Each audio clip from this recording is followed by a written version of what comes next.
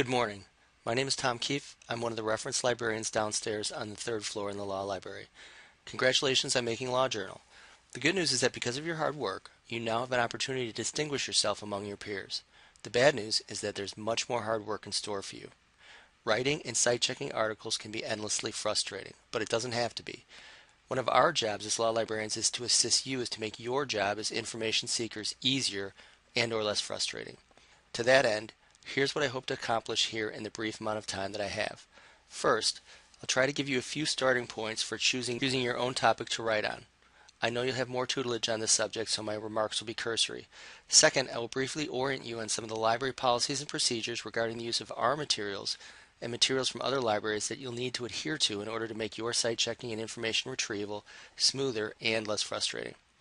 Finally, I'll provide you with a snapshot of the wisdom that the reference librarians have amassed in our nearly 100 years of collective experience answering law journal questions. Hopefully, I can help you to avoid some of the common mistakes and pitfalls that have tripped up law journal students in the past. Because of the myriad of different sources and author-induced problems, there's no way I can cover everything in the brief amount of time that I have.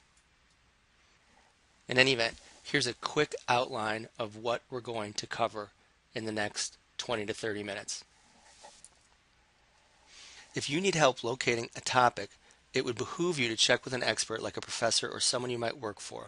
If you know what topic or area of law you are interested in, the big three, Lexis, Westlaw, and Bloomberg, have plenty of newsletters and current awareness tools to point you to hot topics, circuit splits, seminal cases, and new legislation that might be worth writing about. For what it's worth, here's my 2 cents. Whatever you choose to write on, make sure it's a topic that you want to live with for a long time. You don't want to sit down after a long, hard day to re-edit something that you can't stand. Beyond that, once you become an expert on something, there is a realistic possibility that your career choices may be guided by that expertise. Shannon will take you on a deep dive into topic selection and preemption using Lexis Advance. Be aware that there are many resources available and most are only a few clicks away. The big three all have tutorials on topic selection and preemption checking. Also, many librarians have recorded sessions on these topics. YouTube can be very helpful here. The links I provided are just a couple of the many resources you will find online. There are also print resources that cover writing for law review articles like Eugene Volek's Text, Academic Legal Writing, and Scholarly Legal Writing for Law Students. You can find these on the Law Library's Legal Writing Research Guide. So, here are some big picture thoughts on the challenges of site checking. First of all, the Blue Book is what makes this all very difficult. You can't just go to Lexis and Westlaw and pull things and cite to them, mainly because a lot of what's on Lexis and Westlaw, other than the PDFs, do not have original pagination or formatting, which the Blue Book requires. So a lot of the sources that you're going to need are going to be originals, which makes things more difficult. One of the things to keep in mind when you get an assignment is to try and separate out your sources by type, cases, law review articles, newspaper articles, etc. There's a couple reasons for this. One is that, as you'll see, the techniques for looking for these different sources are all a bit different. So it's easier just to repeat the same technique on different citations as opposed to going back and forth between different ones. Second, one of the things you'll find out is it's important to identify the difficult sources early on in the process. So for example, if you're looking for cases, a lot of them could be easy, but you could have a couple really old ones or a couple from foreign jurisdictions that are harder. Try and figure those out in advance and don't wait till the last minute. Oftentimes, authors miscite things, either because they don't understand the Blue Book or because they're being lazy. Two examples that are common are authors citing the things that appear to be books but are actually chapters or articles within larger compilations. And authors also sometimes will not go back to the original source and will just copy somebody else's citation, which when you start digging it will turn out that it's wrong. So just be wary of these. And know that if you're struggling with citations or something in the format, the law librarians are here to help you. Don't bang your head against the wall endlessly. Come visit us. So before I go any further, let me introduce you to the backbone of what's to follow. A few years ago, the law librarians scoured our database of reference questions and gathered our individual impressions from our varied experiences helping site checkers make their way through bad citations and mysterious sources. What we came up with is a basic framework for how to locate most sources divided by type. This guide will answer probably 80% of the questions that you will see and the ones that we see at the reference desk, but there are always new ones coming up. especially as authors push the boundaries beyond what we normally consider, quote, legal, unquote, topics. So just a quick view.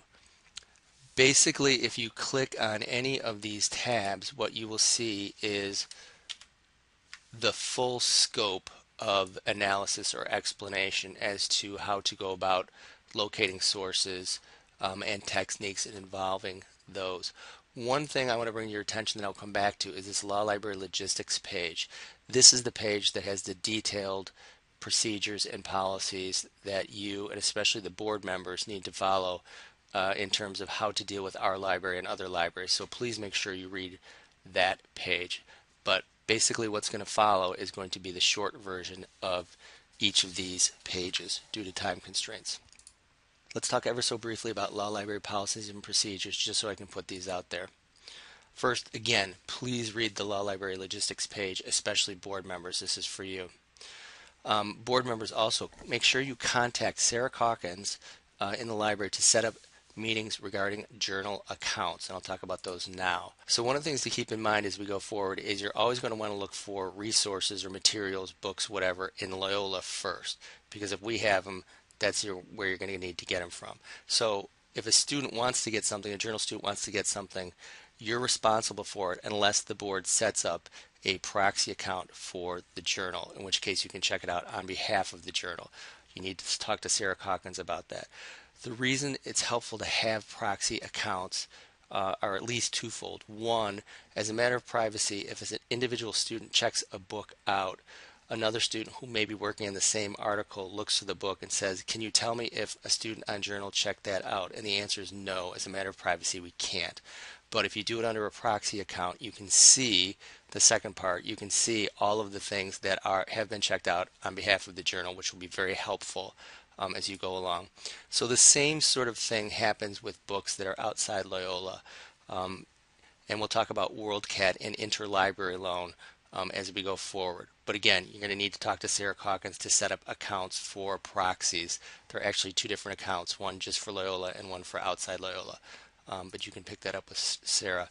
There is an area set aside for shelving for journal, books, materials, etc.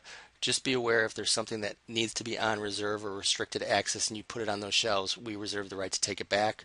If it's overdue and we see it, we reserve the right to take it back. You can read more on that on the Law Library Logistics page. It's helpful to know that you have access to other Chicago area law libraries. One of the reasons is that if it turns out that there's a book that's there that we don't have, rather than trying to get it through interlibrary loan, you might just hoof it down to DePaul, take a screenshot or a picture of the pages that you need and be done with it, as opposed to waiting for interlibrary loan. You are still responsible for following their procedures. So for example, if Northwestern is on restricted access, you are not going to get access to that library, so just be aware of that. So the books page of the Cite-checking guide provides a detailed list of steps to locate a book. This is a really quick version with a couple detours. The LUC Library Catalog is where you'll find a record of every book, ebook, set of books, and journal by title in LUC libraries. The Library Catalog also provides access to many, but not all, that LUC provides access to via subscription databases. The catalog is really a discovery center, and it's one that you need to know about because this is the first place you need to look to see if a resource is available. If you'd like an extended tutorial on using the LUC Library Catalog, there's one available on the Law Library website. So let's go have a look and see how this works and a few of the intricacies. I'm taking you back to the Law Library homepage just in case you hadn't been there. The URL is at the top. Just be aware that over on the left you're going to see a lot of the resources or pointers to resources that you're going to need. So for example, research guides, WorldCat, etc. And at the top is the library catalog. You can do a simple search or you can do an advanced search. I'll talk about both. The good news is the search engine in the library catalog is really quite good. So if you just enter some words in there, it ought to bring it to the top. So let's say, for example, I'm looking for the book Rise of Religious Corporate Liberty. If I just hit search, what you'll see is that it gives me everything ordered by relevance, and then over on the left it separates it out by type and by date. You're used to all of these different filters. But you can see my book is actually at the top, but there are 12,300 results. If I go to advanced search, there's a couple things worth noting here. First of all, advanced search from the law library just searches as a default the law library collections. Really what you're going to want to search is books, articles, and more. You want to search all the libraries, not just ours. The other thing is that here is the easiest way to restrict a search to just title. And for the most part, when you get an article, you will have something resembling a title to work with. Whether it's accurate or not is beyond the scope of this discussion.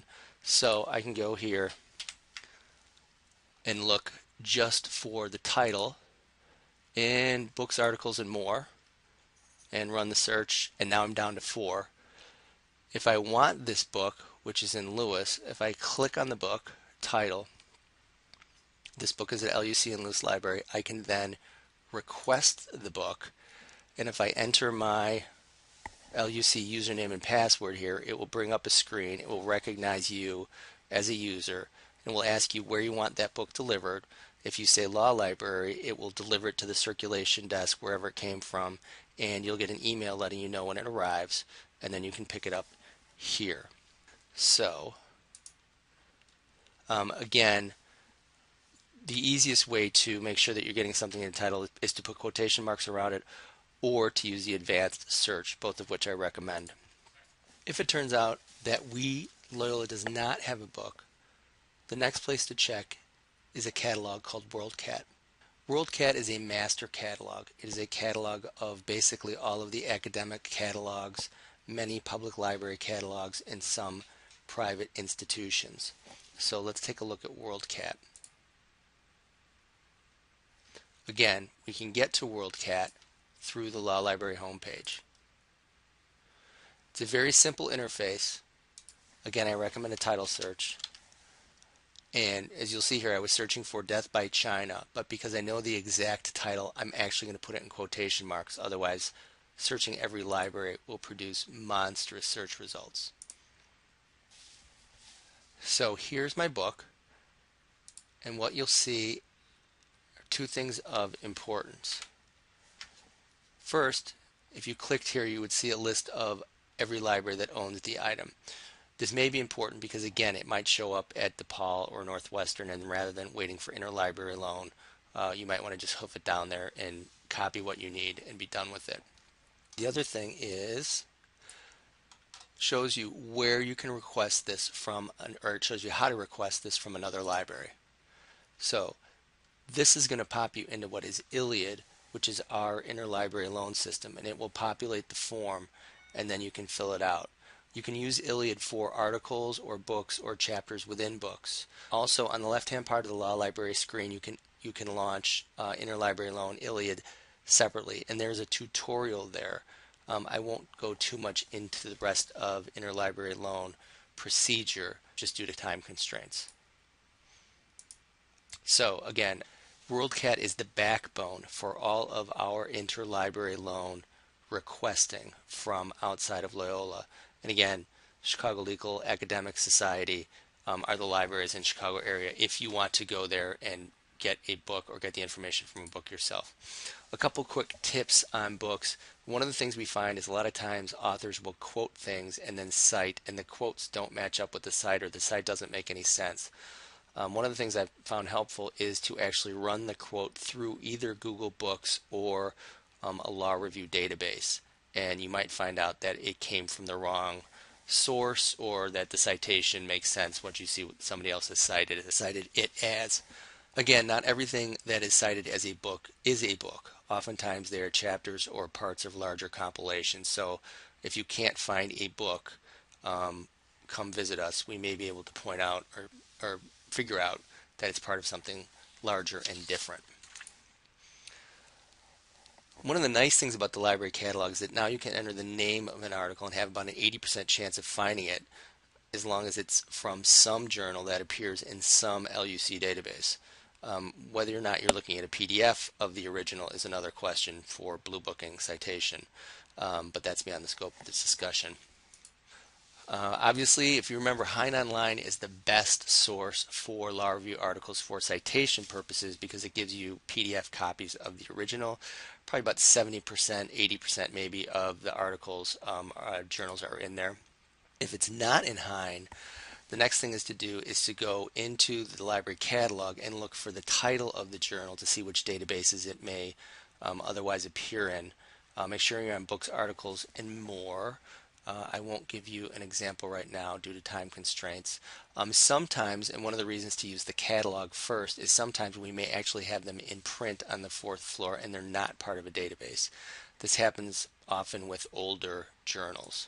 But if you haven't found it by that point, on the advanced search screen for the library catalog, there's a link to the journals A to Z list, which has a list of every single journal that appears in any of the databases through any of the LUC resources. You're going to also want to check there just to make sure that the catalog isn't wrong.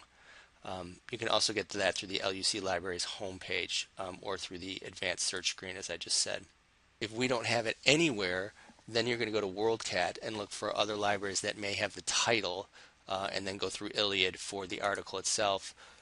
Or if it looks like we don't have it, you might just go back to Iliad and just request the article. There's a separate tab in Iliad on the left for requesting articles as opposed to requesting books.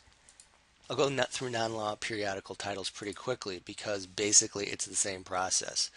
Look for the article in the catalog. If you can't find the article, look for the journal and backtrack, find the volume using the catalog. Search for the journal title in the A to Z list. If you want to get real fancy, you can go to a thing called Ulrichs, which is a list of all the periodicals and tells you which database they are indexed and appear full text in. It's a little bit very librarianish.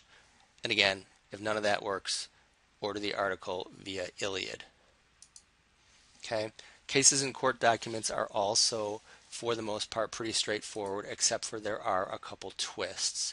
Westlaw now has most of the PDFs of the originals, which is helpful. With more recent cases, sometimes you need to go to a state court website. Many of these now have authenticated versions of cases, and if you look at the Blue Book, you can cite to those. One of the things that's harder when people cite to official state reporters from states other than Illinois. Sometimes Northwestern will have these in print, sometimes Cook County will have these. If you run into that problem, come see us, we can help you out. The other problem is really old cases that predate the reporter system. Hein Online and Law Library Microfiche Consortium, which is another database you can access through the Law Library, both have repositories of really old cases. It comes up sometimes when people are citing slavery cases or civil rights cases, things like that. Another problem is more and more authors are citing to litigation that never comes to reported status. If it comes to a docket, if that's what you're looking for, we use Bloomberg. Bloomberg is great for federal stuff, but one of the things that you're going to run into is if you have state court dockets, citations to things from state court pleadings, they can be very difficult to find because a lot of that stuff is not online yet. So again, come see us if you get yourself boxed into that corner. What you'll see coming up here for code, session laws, and regulatory material is pretty repetitive. There's basically about 3 different ways to find each of these. In print, through various Hein Online PDF repositories, which are probably the best way, and for more recent stuff, through the government website GovInfo, formerly known as FDsys. So US Code is a good example of that. Again, state codes other than Illinois are harder because libraries in Chicago do not collect those. If you're just looking for state statutes, LLMC and Hein have a lot of the archive statutes going all the way back. Those are easier to deal with. Remember the difference between state codes and state statutes. I won't talk about the Blue Book here. Again, same thing with session laws. Federal, print, Hein Online, GovInfo. State session laws are easier through Hein and also LLMC, mostly Hein here. Legislative materials like the debates Congressional Record, same thing, print, Hein Online, Gov Info for the more recent stuff. Bills and reports, generally the same thing. There is one tool if you have to get old reports or legislative background, legislative history materials. There's a tool called ProQuest Congressional, which is available through the LUC Libraries database collection, which is a repository of PDFs of all of the originals back into the 70s. If you need stuff like the Securities Act of 1933, those sorts of things, we have a microfiche collection for that called Congressional Information Service, CIS, and we may end up at Chicago Public Library beyond that. So if you get the really old stuff, come visit us. Regulatory material, again, in print and PDF through Hein and recent stuff through GovInfo. None of that stuff usually proves to be too difficult. Newspapers and websites, on the other hand, can be tricky. Newspapers can be tricky in part because much of what people want to cite to in terms of newspapers isn't actually in print anymore, and that causes problems with citation format. But as we'll see, the Blue Book is much less restrictive than it used to be. First thing to do is to look for the title in the catalog, the title of the newspaper, and that will point you to the databases that it's available in. There is an excellent research guide available through the LUC Libraries website, which is very, very helpful and lists databases and major titles and what are the sources. That's good to know about. And again, fortunately, the Blue Book has become much less restrictive on citing to electronic versions of news, which is helpful because a lot of things that come from newspapers appear on their websites and not in print. So just be aware of that rule. Again, the Blue Book has greatly expanded the use of websites and the ability to cite to websites.